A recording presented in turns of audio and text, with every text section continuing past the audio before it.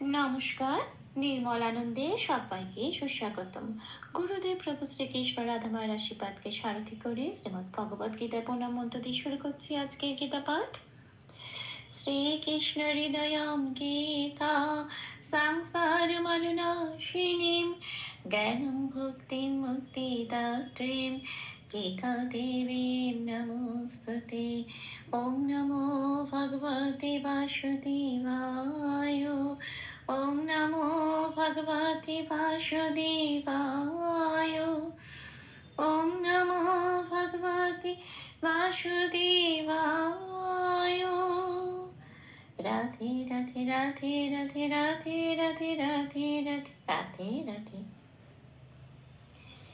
শ্রীমদ ভগবত গীতা দ্বিতীয় অধ্যায় শ্লোক নম্বর 16। না সতো বিদ্যতে ভাবঃ না ভাবো বিদ্যতে সতঃ উভয়োরপি দৃষ্টান্তঃ তনয়স্তত্ত্বদর্শিভিঃ। আচ্ছা, এখানে প্রথম লাইনের প্রথম পাঠটুকু হচ্ছে না সত বিদ্যতে ভাব, এইটুকুনি। এইবার এইটুকুনি লাইন কিভাবে সংস্কৃততে ভেঙে ভেঙে একটু লিখে নিয়েছি, প্লাস প্লাস দিয়ে সাজিয়ে নিয়েছি, যাতে উচ্চারণটা সংস্কৃতের কাছাকাছি পৌঁছানো যায়। সবটাই করা হয়েছে বাংলা হরফে। আচ্ছা, যেখানে বলে রাখি, যেখানে যেখানে লাল লাল দেওয়া আছে সেগুলো উচ্চারণ করব না। তার বদলে যখন চান্ট করব, চান্টের সময় ওইগুলো, চান্টের চলনের সময় ওগুলো উচ্চারণ না করে ঠিক লালের উপরে ব্র্যাকেটের মধ্যে যে অক্ষরগুলো দেওয়া আছে ওগুলোই উচ্চারিত হবে। এবার আসি প্রথম লাইনের প্রথম পার্টে। আচ্ছা, দেখি এটা কিভাবে ভাঙা যায়। না সত যেটা আছে, আমরা যেরকম স বলি বাংলায়, সেটা সংস্কৃতে এই দন্তের সটাকে উচ্চারণ করে সা। সারেগামা যে সাটা আমরা উচ্চারণ করি এরকম সা। না সাত। আচ্ছা, বিদ্যতে ভাবো, এটা একটুখানি লাল দিয়েছি বিতে, কারণ পাশের ক্যালেন্ডারে 2 নম্বরে তালিকাভুক্ত করে দেওয়া আছে ব কে সংস্কৃততে উচ্চারণ করে ও প্লাস অ, এবং এটা ঠোঁট খুলে উচ্চারিত হয় ব, এরকম ভাবে। তো যেখানে এখানে যেহেতু বয় হর্ষই আছে, সেই জন্য এখানে বিটা উচ্চারণ না করে কি উচ্চারণ করব, ও প্লাস হর্ষই ভি, এরকম। সেজন্য এটা একটু দেখিয়ে দিয়েছি।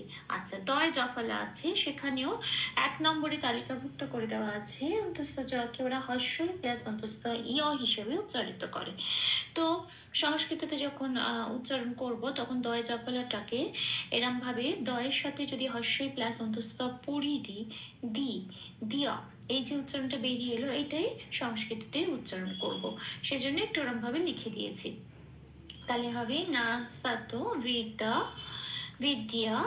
আচ্ছা, তেটা যেমন আছে তেমন রইল। ভাবতে একটু বিসর্গ দিয়েছি, কারণ এই ভাবটা বয় উকার হয়েছে, কারণ এটা সন্ধি হয়ে যখন এই অক্ষরটা থেকে আমরা ভেঙে বার করে আনছি লাইনটাকে, তখন এটা অরিজিনাল শব্দটাই আমাদের বেরিয়ে আসে। অরিজিনাল শব্দটা হচ্ছে ভাবা, ভয়াকার ব বিসর্গ, হ্যাঁ, যেটা আমি লাল দিয়ে লিখে দিয়েছি, এটাই হবে এটার শেষ অক্ষর বাবা। আর যেহেতু এটা পুরো লাইনটার মধ্যে যুক্ত রয়েছে, তখন কিন্তু আর এই বিসর্গটা বসে না মাঝখানে, তখন ওটা সন্ধি হয়ে ওকার হয়ে যায়, ভাবও হয়ে যায়। আর সেটাও ডিপেন্ড করে তারপরের অক্ষরটা কি আছে তার মধ্যে, মানে যেখানে যেমন না আছে ব্যঞ্জন বর্ণ, ব্যঞ্জন বর্ণ আছে বলে এটা বয় উকার বলে। ওখানে যদি অন্য কোনো স্বরবর্ণ বা কিছু থাকতো তাহলে আবার অন্যরকম হতো, সেটা গ্রামারিটিক্যাল রুল। সেই জন্য এখানে যখন আমি এই অবধি যখন জিনিসটা ভাঙছে প্রথম পার্টটা, তখন আমি ভাবো বলে অরিজিনালটাকে নিয়ে এলাম। এবার যেহেতু অরিজিনাল শব্দে ভাব বিসর্গ আছে, এবং এই বিসর্গটা যেহেতু এই পংক্তির অন্তত শেষ অক্ষর, সেজন্য এটা পূর্ণ হ হিসেবে উচ্চারিত হবে। তাহলে আমাকে কি বলতে হবে, ভাব হ। এবার বটাকে তো ব বলে বলতে পারবো না, সংস্কৃততে বয়ের উচ্চারণ 2 নম্বরে তালিকাভুক্ত করে দেওয়া আছে ও প্লাস অ ওয়া। তাহলে এখানে বলতে হবে ভা ওয়া হ, হ্যাঁ, বিসর্গের জন্য হটা এলো। তাহলে আমার প্রথম লাইনটা ভেঙে বা ছন্দের সুবিধার জন্য একটু লিখে যেরকম ভাবে সাজিয়ে নিয়েছি সেটা এরকম এসে দাঁড়ালো যে না সাত রি দিয়াতে ওয়া ওয়া হা, এটা। এবার আসি পরের পার্টে। পরের পার্টে আছে না ভাবো বিদ্যাতে সাতা, এখানে একটা বিসর্গ আছে। আচ্ছা, এটা দেখে কিভাবে ভেবে লিখবো, ভেঙে লিখবো। আচ্ছা, না যেমন আছে তেমন, ভা যেমন আছে তেমন, বোতে আবার সেই বতে যেহেতু সংস্কৃততে বটা উচ্চারিত হয় না, সেই জন্য এখানে বয় উকার আছে, সেই জন্য ও প্লাস ও ও। হ্যাঁ, তো বলতে হবে না ভা ও ও, না ভা ও, এরকম ও বলে টেনে দিতে হবে, না ভা ও। আচ্ছা, তারপরেই আছে বিদ্যাতে। বিদ্যাতেটা ঠিক আগের মতো, রি দিয়া তে, যেমন বললাম তেমন। আচ্ছা, তারপরে শত, এখানে একটা বিসর্গ আছে। সব সময় বিসর্গ যদি শেষে থাকে, এখানে 4 নম্বরে তালিকাভুক্ত করে দেওয়া আছে, তখন বিসর্গটা পূর্ণ হ হিসেবে উচ্চারিত হয় এবং সেটা বলতেও হয়, লিখতেও হয়। তাহলে এবার শত, তার এই বিসর্গটা প্রতিস্থাপিত হয়ে যাবে এই হটা দিয়ে। তাহলে তাহলে আমার সেকেন্ড লাইনটা, সেকেন্ড পংক্তিটা কি হিসেবে দাঁড়ালো যে না ভাবো বিদ্যাতে সাতাহা, এটা।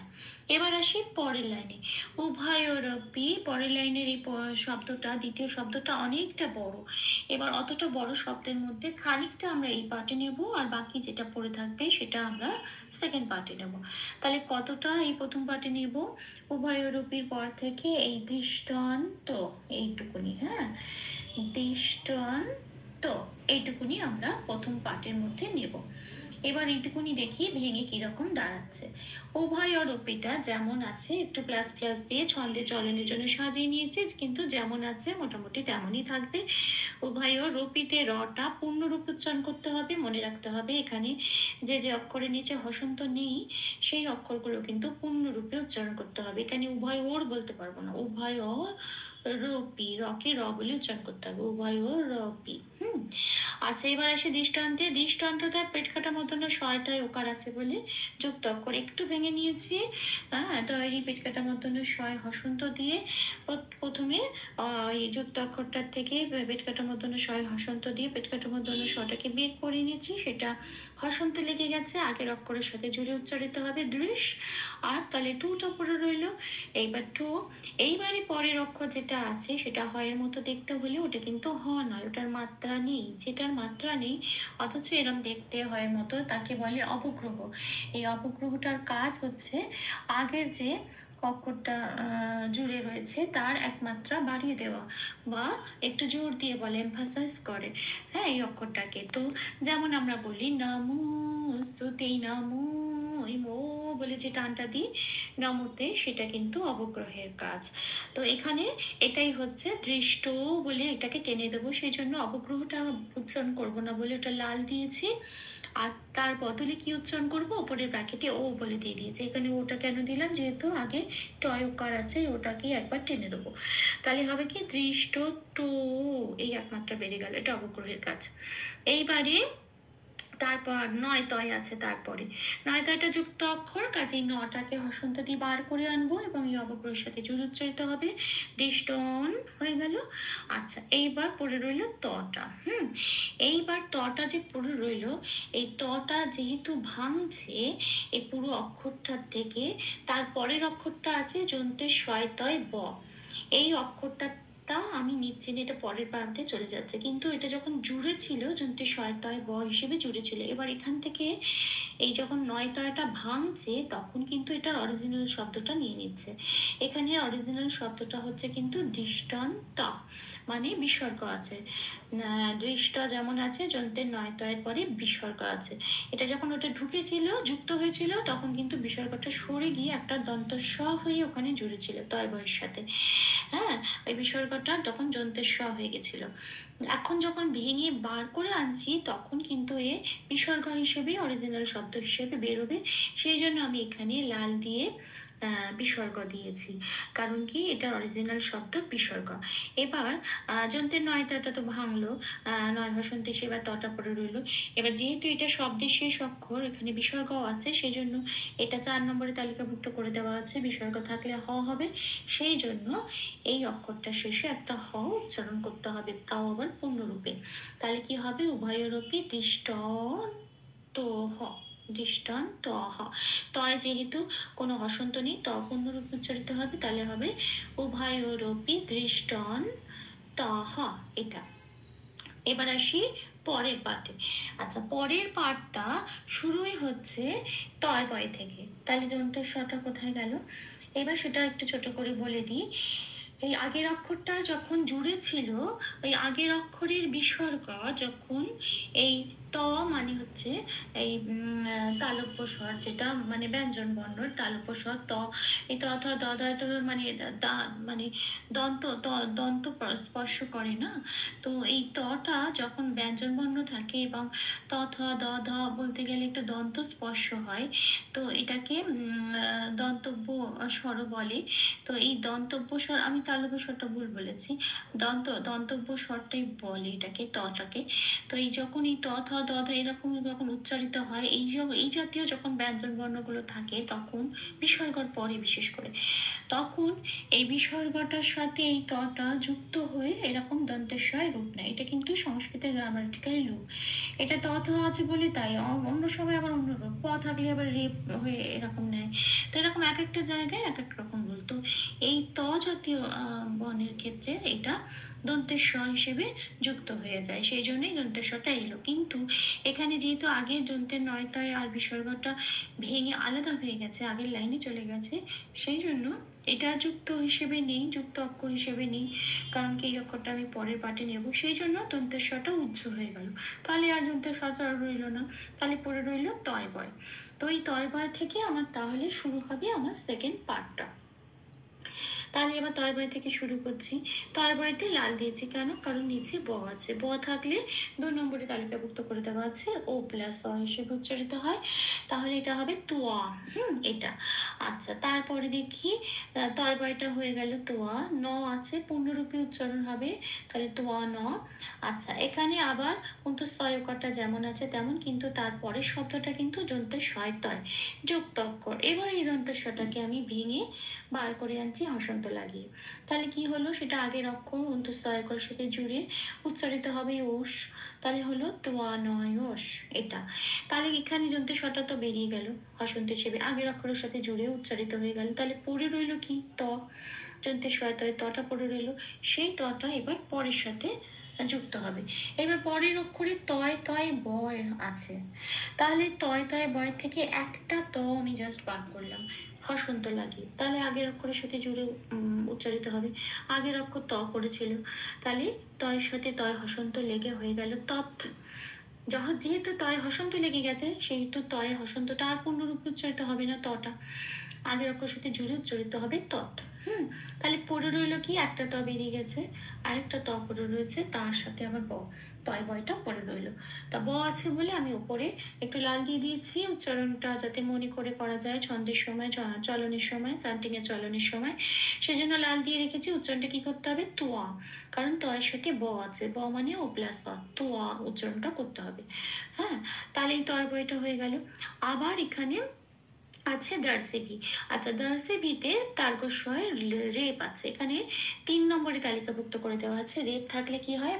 রয় হসন্ত হয়, যখনই হসন্ত লেগে যায় আগের অক্ষরের সাথে উচ্চারিত হয়। তাহলে তার্গস্বটা যে রেপটা, সেটা রয় হসন্ত হিসেবে আগের অক্ষর দয়ের সাথে জুড়ে উচ্চারিত হবে, দ। তার্গস্বটা ফ্রি হয়ে গেল, তাই পড়ে রইল তার্গস্বয় হস্যই দার্সি। আচ্ছা, ভিটা যেমন আছে তেমন, কিন্তু শেষে বিসর্গ আছে। শেষে বিসর্গ থাকলে আমরা আগেই জেনে গেছি 4 নম্বর তালিকাভুক্ত করে দেওয়া আছে, পূর্ণ হ রূপে উচ্চারিত হবে। হ্যাঁ, তা বিসর্গের জন্য হ, আর যেহেতু আগে ভয় হস্যই আছে, তার সাথে মিলিয়ে হয় হস্যই। সবসময় আগের অক্ষরের সাথে যা থাকে ইকার আকার হস্যই, সেই অনুযায়ী হয় মাত্রাটা বা এই রফলাটা ডিপেন্ড করে যে আকার হবে না ইকার হবে না হস্যইকার হবে। তো এটা ভয় হস্যই আছে বলে এখানে হবে হয় হস্যই হি। তাহলে আমি এই লাইনটা কি পেলাম? তনয়স তৎ তোয়া দর্শি ভ্রীহি। এটা ভুল ত্রুটি ক্ষমা করে দেবেন, অনুশীলনের সুবিধার জন্য 3 বার করে চান্ট করে দেওয়ার চেষ্টা করলাম। না সতু বিদ্যতে ভাবঃ, না ভাব বিদ্যতে সতঃ, উভয়োরপি দৃষ্টান্তঃ। तानयस्त्वत्वदर्शिभिः नासतो विद्वते भावः न भावो विद्वते सतः उभयोरपि दृष्टान्तः तनयस्त्वत्वदर्शिभिः नासतो विद्यते भावः न भावो विद्यते सतः उभयोरपि दृष्टान्तः तनयस्त्वत्वदर्शिभिः।